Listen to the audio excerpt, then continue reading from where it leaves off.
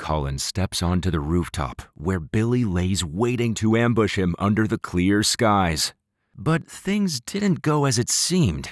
The Departed is a gripping crime thriller directed by Martin Scorsese, aiming to explore themes of identity, betrayal, and morality. Through its complex characters and tense, high-stakes plot, Scorsese sought to blur the lines between right and wrong, immersing viewers in a world of deception and inevitable justice.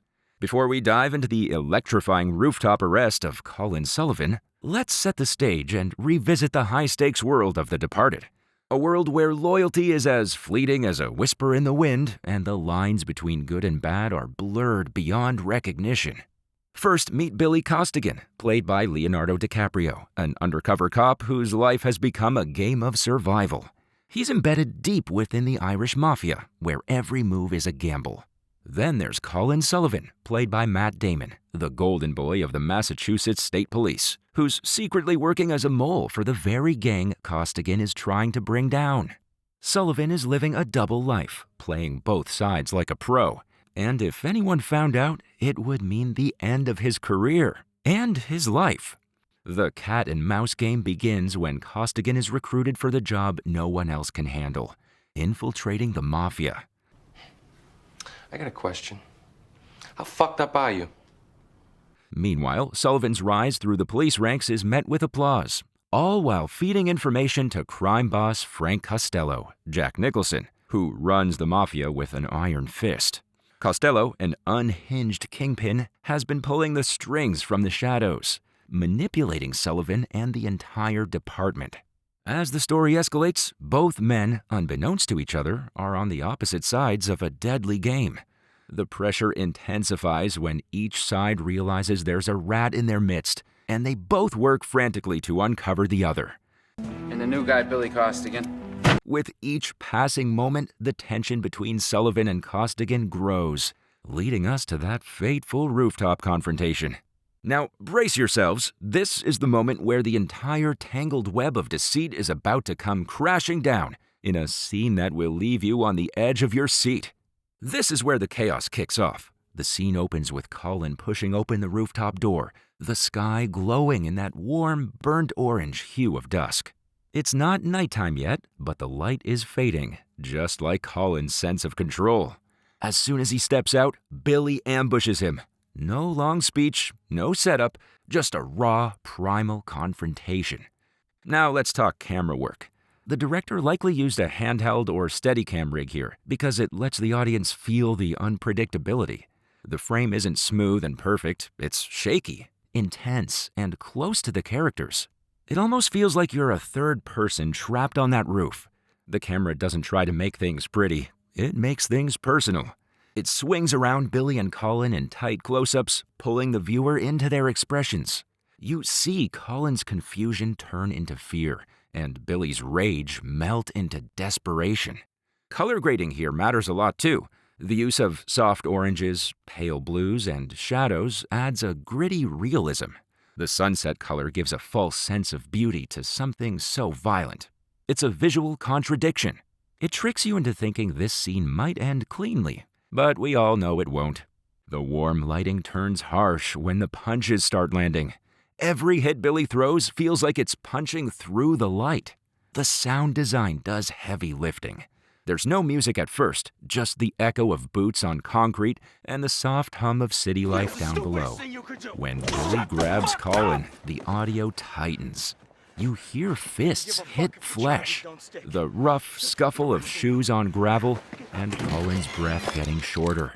There's tension in silence, and this scene uses that like a weapon. The distant sounds of the city below are almost mocking. Life is normal down there, but up here, it's chaos. The storytelling is wild. This isn't a hero catching the villain. This is two broken men with no backup plan. Colin puts his hands up, but he doesn't beg. He keeps talking, keeps jabbing Billy with words. It's a power play without physical strength. He's already cuffed, but he's trying to stay in control mentally. Billy isn't just angry, he's tired. You can feel the weight of everything he's been through crashing into Colin's face with every punch. The producer clearly wanted to flip the idea of justice. This isn't a police takedown. This is a man unraveling as he tries to do the right thing the wrong way. And it makes the audience wonder, who's the criminal right now? Billy, the guy doing the beating, or Colin, the guy who's cuffed but still calling the shots with his mouth? In just this opening rooftop sequence, the scene pulls you into a psychological war disguised as an arrest.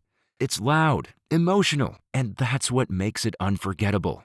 The camera is close, the light is fading, and the line between right and wrong is completely blurred. Now this is where things go from a one-on-one beatdown to an edge-of-your-seat chess match. Billy's dragging Colin like a rag doll across the rooftop, blood dripping, cuffs clinking, and the door creaks open. In walks Colin's associate, cold as ice, with a gun aimed. This moment hits hard. Camera work here switches tempo. Before it was all shaky, chaotic, in your face. But now everything freezes. The director likely switches to a wider lens, pulling the shot back slightly to show all three men in frame. The triangle of tension. You can literally feel the danger between them. It's like a Mexican standoff without words. The lens frames Billy and Colin like a single unit, which is wild because just seconds ago, Billy was beating him. Now they're bound together, both literally by the cuffs and symbolically because Billy's using Colin as a human shield. That's where POV comes into play. At first, we get a third-person wide, but it cuts quickly between the perspectives. Billy's eyes scanning for danger, Colin's dazed but calculating glance, and the associate's focused stare. These POV shots pull the viewer into the scene. It's not just happening in front of you, it's happening to you. You're right there, trapped in that rooftop air that suddenly feels too thick to breathe. The sound design adds a subtle layer of madness. There's a distant hum of wind, the clatter of Colin's shoes on concrete as he's dragged, and the faint creak of the door opening. When the gun appears, silence reigns. Not movie silence, real silence. No music, no score, just breathing, tension, footsteps. You can hear the weight of the gun in the associate's hand. Visually, the color grading starts to shift a little cooler. The sunset is giving way to shadows. The light gets lower. The orange glow fades, and we're left with steel gray and harsh blues. It's like the scene is visually telling you, this isn't about warmth anymore. This is life or death. The lighting reflects that switch, from emotional chaos to deadly calm. The storytelling in this moment is surgical. No one fires. No one speaks for a long beat. And when they do, it's all about who blinks first. Billy tries to explain. He screams that he's the good guy. You know who I am. But we know I'm that's taking not him down. enough. The associate isn't there to listen. He's there to decide. And the wild part is, he's not even angry. He's calm. Too calm. That's the real terror. The producer's goal is clear here. Show how fast morality becomes irrelevant when survival kicks in. It's not about cops or criminals anymore. It's about who's walking off that roof. Billy looks like the aggressor, but he's pleading. Colin's the hostage, but he's smirking. The associate's just playing God. Nobody wants to shoot, but everyone could. And when Billy finally gets Colin into the elevator, you're relieved. Now we're in the belly of the beast. Billy finally drags Colin into the elevator. The fight is paused, but the war isn't over. It feels like the calm after a thunderstorm, but it's really just the eye. The elevator doors shut, and you'd think we'd get a moment to breathe. Nope. Instead, the scene flips into a slow, crushing collapse. This isn't an escape, it's a descent, literally and emotionally. Camera work here is minimal but devastating. Tight close-ups dominate the space. There's nowhere to hide in that elevator. The director likely used a prime lens, maybe a 35mm or 50mm with a shallow depth of field.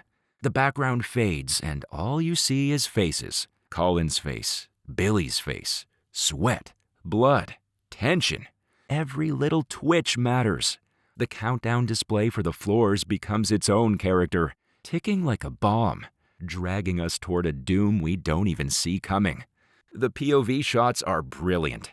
You get Colin's blank stare at the floor numbers like he's finally accepting something, or pretending to. Then Billy's glare, eyes bouncing between guilt and fear. It's not about who's armed anymore. It's about who can live with what they've done. Colin starts pushing again, taunting, daring Billy to shoot. And the camera stays steady on his face as he repeats the line that haunts the whole scene. Kill me. His voice isn't panicked. It's hauntingly calm. That's when you realize this guy doesn't care if he lives or dies. That's more dangerous than any gun. Sound design tightens like a noose. The elevator hums, and there's a low mechanical drone in the background. There's no score again, just mechanical clicks and breathing. Each tick of the floor counter builds pressure. When Colin starts his little chant, "Kill me, kill me," you can feel Billy unraveling. His reply? Cold, quiet. That chilling line, "I'm going to kill you," I am killing. lands like a ghost whispering in your ear. And when you think it's all just talk, ding, the doors open. Billy gets shot immediately. That jump scare isn't just loud, it's perfectly timed. The cinematographer likely used a wide shot here, just as the door opens, to fully frame Billy getting hit. Blood splatter, body drop. Colin is sprayed, but frozen. The color grading at this point is deep and shadowy, washed in cool blues, mixed with the bright red of Billy's blood. That contrast is deliberate. The scene wants your eyes to snap to that violence and stay there. But it's not over. Colin's second associate steps into the frame. Cold, efficient, and quiet. He goes to remove the cuffs. But then the first associate shows up with a gun drawn. We get a brief moment of hope, or maybe confusion. But it's all just a setup. The second guy lifts his head and he pulls the trigger. Another death. No drama, no big speech, just business. The storytelling here is ruthless. Colin isn't the smartest guy in the room, he's just the last one standing. And that's what makes this scene unforgettable. The producer isn't just killing characters, he's killing your expectations. Billy, who we thought might be the unlikely hero, is gone in a flash. Colin, the rat, somehow wins. And it doesn't feel like a victory. It feels like the system just took a deep breath and let evil walk free.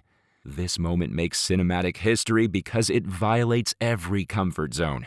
It dares to end without closure, without justice, and without mercy.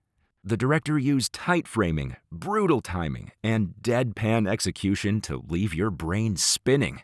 It's not just a death scene, it's a message.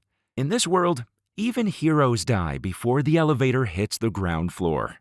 What do you think makes this scene so iconic? Drop your thoughts in the comments below. And if you love deep dives into legendary action sequences like this, make sure to like, subscribe, and hit that notification bell so you don't miss the next breakdown.